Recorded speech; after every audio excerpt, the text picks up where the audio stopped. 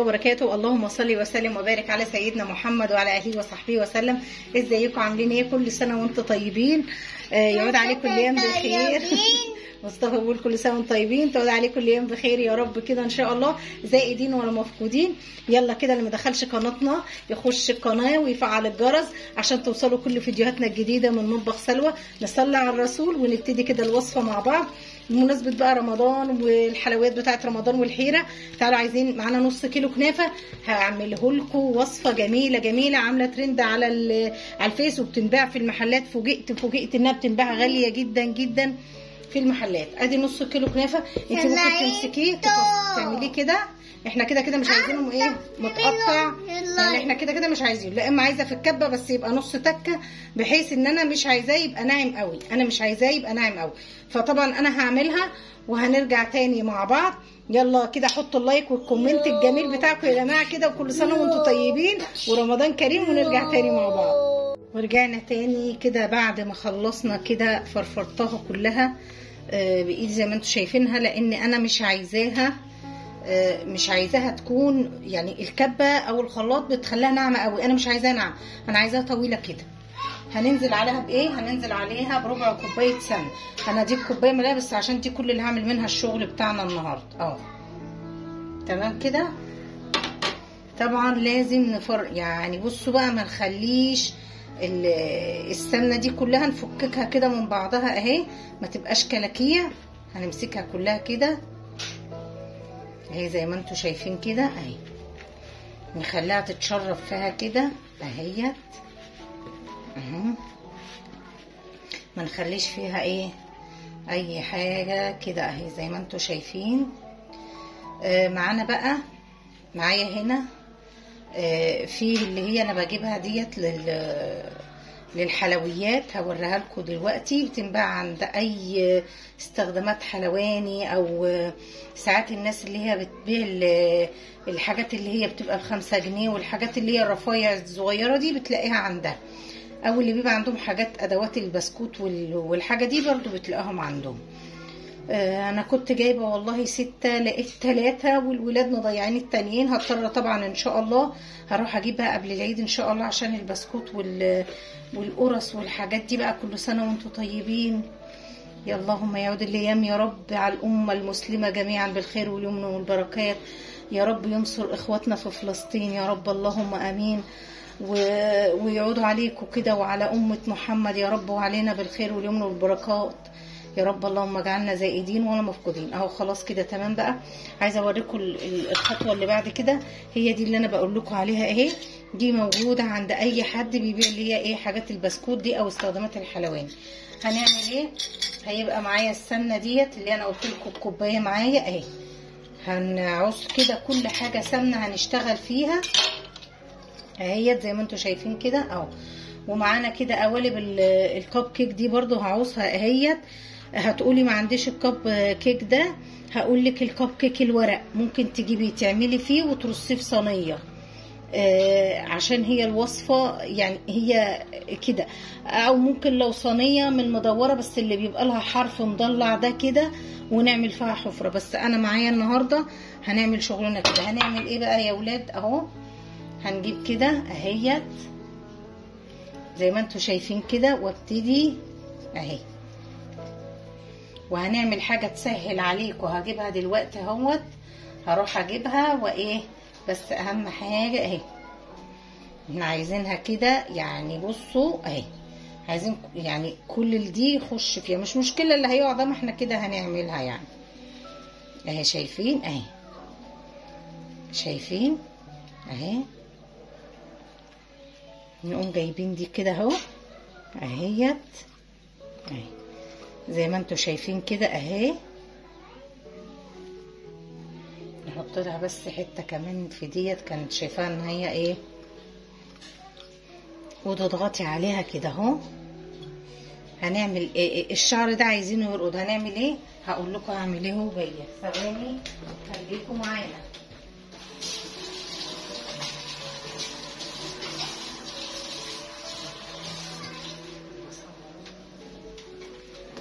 معايا هنا ميه هي اللي هترقد. هنعوص ايدينا كده اهي وتبتدي تنزلي، هتبتدي تخلي الشعر ده كله يرقد معاكي اهي. اهي الميه دي انا كنت عاملاها لكم في كرنيهات الكنافه السنه اللي فاتت اهي. اهم حاجه بس نخلي فيها الحته اللي هي ديت اهي، بس عشان اهي زي ما انتم شايفين كده الميه هتخلي الشعر ده كله يرقب كده اهو. وانزل تاني فيها كده اهو. هوريكم من كل حاجه واحده بحيث ان ايه عشان بس ما اطولش عليكم الفيديو اهو. ماشي ثواني بس. هنحطها هنا وهنيجي برضو نفس الطريقه، هنقوم حاطين هنا زي ما انتم شايفين كده اهو. اعملوا لايك، وياسين بيقول لكم كل سنه وانتم طيبين، اعملوا لنا اللايك الجميل اهو. وانتوا طيبين اهو. اهو برضو هنعمل كده زي ما انتم شايفين ايدينا ميه كده، ونبتدي عايزين نعمل فيها فحره. اهم حاجه الفحره دي كده اهيت.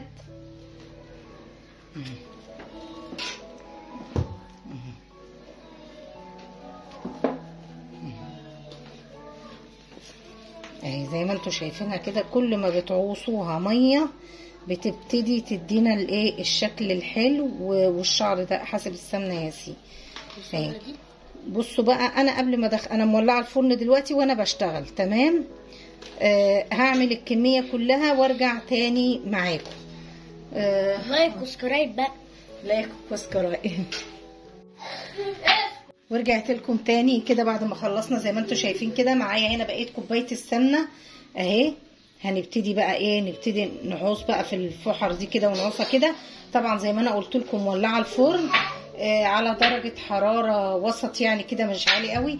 عايزه اديها لون حلو ذهبي احمر حلو كده. وطبعا هدخلها الفرن وهرجع هنشوف هنحشي الكبات الكنافه دي هنحشيها ايه، وايه الوصفه اللي مجننه الدنيا ديت عند المحلات كل سنه بتخترع حاجه. السنه اللي فاتت بقى كان تورته المدلعه ومش عارفه ايه والحاجات دي. كل سنه بيخترعوا حاجه واحنا ماشيين وراهم.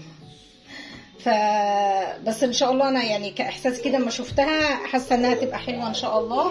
هدخلها زي ما انتم شايفين اهو. ادي كوبايه السمنه اللي احنا خدناها بقى زي ما انتم شفتوا كده نص كيلو. خدت كوبايه السمنه اهو تمام كده، وندخلها الفرن ونرجع تاني مع بعض. متنسوش اللايك الجميل بتاعكم بقى والكومنت الحلو، ونصلي على الرسول ونرجع تاني، وسبسكرايب زي ما ياسين بيقول. ورجعت لكم تاني بعد ما حطيت الكنافه في الفرن. طبعا انا قلت لكم انا كنت مولعه الفرن وحطيتها، بس كل شويه لازم نقلبها، لازم كل شويه نقلب فيها بايدينا. طبعا نسيت اقول لكم ان انا عامله الشربات بتاعها من بدري، نسيت والله. انا طبعا اول ما قمت الصبح عارفه ان انا هصور وهعمل الكنافه دي، جبت كوبايتين سكر وكوبايتين ميه وعصره ليمونه وحطيتهم يغلوا على البوتاجاز اول غلوه. وبعد كده قمت موطيه عليها سهرايه يجي 10 دقايق كمان، واديتها الفانيليا وقمت ركناه لانه لازم بيبقى بارد ولازم يبقى تقيل. تعالوا نشوفوا الصوص اللي احنا هنعمله. والحشو ده جميل جدا جدا. هي بص في بيتك مش مكلفه، هتجيبيها من بره مكلفه جدا وغاليه جدا.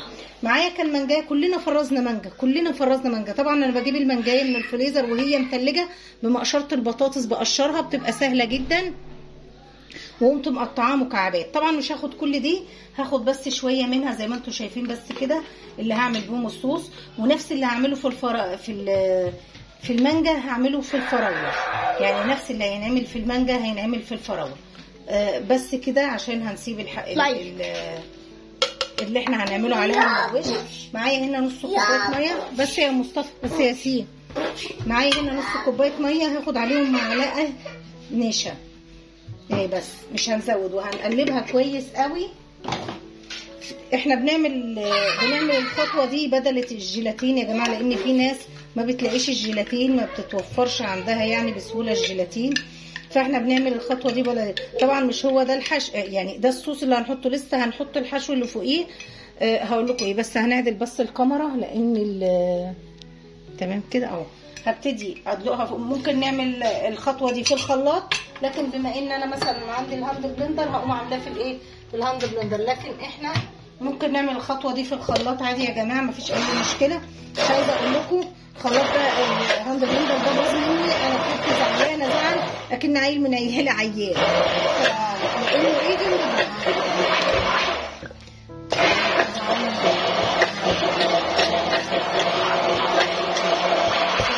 شايفين كده اهو. خلاص بقى كده كريمي. هنبتدوا نحطه في حاجه ونحطه على النار عشان هنسويه زي المهلبيه برضو بالظبط كده.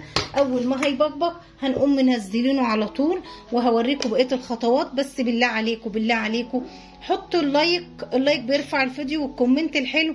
انا والله العظيم الوصفه ممكن لو عملتها من غير تصوير مش هتاخد في ايدي حاجه، التصوير بياخد وقت ومجهود. فبالله عليكم انا عايزاه كل ما فيديو يرفع ابص الاقي الفيديو اللي بعديه ينزل. فحطوا لنا اللايك كده، واللي ما اشتركش في القناه يخش يشترك وتوصلوا كل فيديوهاتنا الجديده من مطبخ سلوى. صلوا على الرسول ونرجع تاني مع بعض. ورجعت لكم تاني كده. معانا تكمله الحشو. معايا هنا بصوا هنجيب نص كوبايه كريم شانتيه خام ما يكونش محلى، وعليه معلقه باستر كريم. هو ده الباستر كريم ده بيجي من عند العطار على فكره موجود. وبس انا عشان كان عندي كريمه فايضه من شغل، كان عندي شغل امبارح وكان فايض منها فانا هعملها. بس انا بقول لك ان انت لو هتعملي المقدار ده هنعمل نص كوبايه كريم شانتيه، والباستري ده بيوديها في حته تانية خالص. جميله جميل يعني مش هقولك بيطعمها جدا. فطبعا اهوت معايا. وهدي ذره الفانيليا برضو، بجيب الفانيليا سايبه عشان انا الشغل يا جماعه ما ينفعش ان انا اجيب اكياس وكده، فبروح اجيب يعني مثلا بيديني كده يملالي الازازه. ومع ان الفانيليا برضو غليت جدا اهو. ومعايا نص كوبايه ميه متلجه اهي. وهنضرب كل ده ضرب كويس جدا، ونرجع تاني مع بعض نكمل الوصفه بتاعتنا. احنا كده بعد الفطار، بعد زي ما انتم شايفين اهو. هبتدي بقى انا مش هسقيهم الشربات الا لما افضيهم طبعا اهو. انا سبتهم بردوا لان لو انا شلتهم وهم سخنين على طول هيتكسروا مني، فلازم اسيبها تبرد زي ما انتم شايفينها كده اهي. لازم تبرد، وبعد كده نقوم شايلينها كده اهو. هتطلع بكل سهوله، لكن لو هي سخنه هتتكسر منك ومش هتبقى حلوه خالص. هجيب بقى الشربات بتاعي دلوقتي اهو اسقيهم. وطبعا مش هنسقي شربات كتير لان احنا عاملين صوصات، والصوصات فيها سكر. تمام. وصفة رائعة جدا عظمة جدا اهي. متنسوناش بس كده في اللايك اهي. وارجع تاني معاكم. ورجعنا تاني. هنبتدي نسقي الشربات بقى كده زي ما انتم شايفين انا مش هسقي شربات كتير. ليه؟ لان انا معايا صوصات عاملاها، اللي زي ما قلت لكم صوص المانجا اللي احنا عملناه سوا، ومعايا صوص وصوص فراوله، وصوص اللوتس. عندي عبد الله من عشاق اللوتس، واللوتس ده طبعا ما يعلاش عليه. فانا اهو زي ما انتم شايفين كده اهيت. تمام كده. هنرجع تاني عبال ما تتشرب بس الشوربه وتتشرب الشربات ونرجع تاني. ورجعنا كده تاني بعد ما كانت اتشربت. معانا طبعا الصوص اللي هو الفراوله المانجا اللي عملناه. طبعا انا حطيته في القطعه بس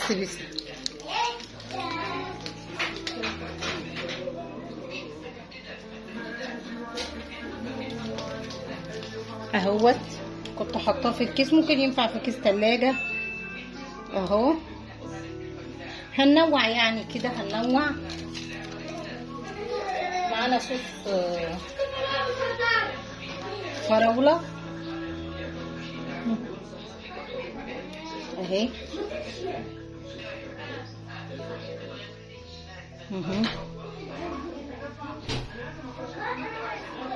اهيت. هي دي اللي مكسره الدنيا يا جماعه اهي. عشاق اللوتس بقى عبد الله، هضطر ان انا اكتر في اللوتس عشان عندي هما بيعشقوا اللوتس كده، فهو الاولويه هتبقى للوتس اهو. يلا كده اللي وصل معانا لغايه دلوقتي حط الكومنت وقول بيتابع من انهي بلد، وكل سنه وانتم طيبين، يا رب تعود عليكم الايام بخير يا رب اهو. هنعمل ايه تاني بقى؟ لسه طبعا لسه مخلصناش برضو على فكره. ادي الكريمه معايا، الكريمه اهي. هنعمل ممكن نقوم عاملينها ايه كده اهيت زي ما انتم شايفين كده اهي اهي اهيت تمام. بتبقى مش هقول لكم بجد واو. ممكن نقوم عاملينها كده اهو زي ما انتوا عايزين شكلوا اهي. معايا الطب ده عند كل الناس اللي هو طب النجمه، ممكن طب اللي هو بتاع بلح الشام، يعني اي طب عندك، او ما فيش طب والله ممكن تعملي في الثلاجه وايه. مع اني اعتقد دلوقتي ان كل بيت بقى ايه، كل البنات والستات بقوا يحبوا يعني يعملوا حاجات في بيتهم. انا شايفه الشكل ده هو احسن اهو زي ما انتوا شايفين كده اهو. عملناه بكل سهوله، ولا يقول لك منها الصينيه. انا سمعت ان الصينيه او مش الصينيه، الحاجات اللي هي بقينا نحط فيها اللي هي القشطوطه والحاجات دي يقول لك ب 700 جنيه. 700 جنيه يا نهار ابيض، ليه 700 جنيه ليه؟ اهي عشان ايه هي كده كده فاضله اهي، تمام كده عشان بدل ما نرميها بس اهي. هما من الولاد شويه الفراوله اللي انا المانجا بقى اللي انا قلت لكم ايه هنعينهم اهو اهي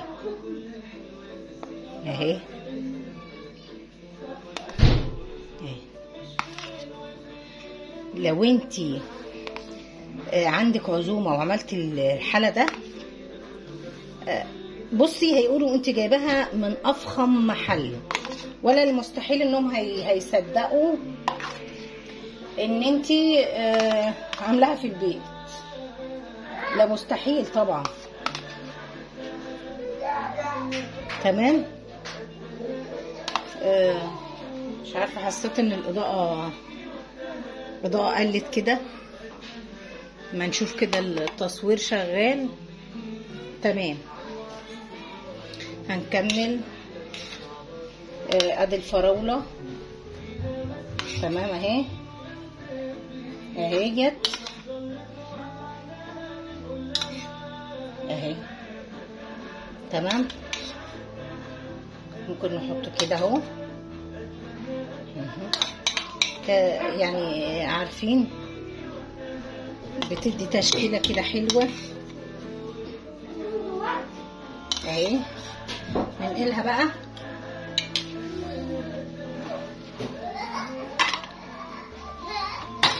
طب نرجع تاني عشان نشوف في حاجه في التليفون ورجعت لكم تاني. ايه رايكم بقى في العظمه دي؟ انا مسكت التليفون في ايدي لاجلي اما بيبقى المنجلايت من يعني ما بيبقاش بصراحه موضحها زي ما انتوا شايفين. عظمه بقى ولا مش عظمه؟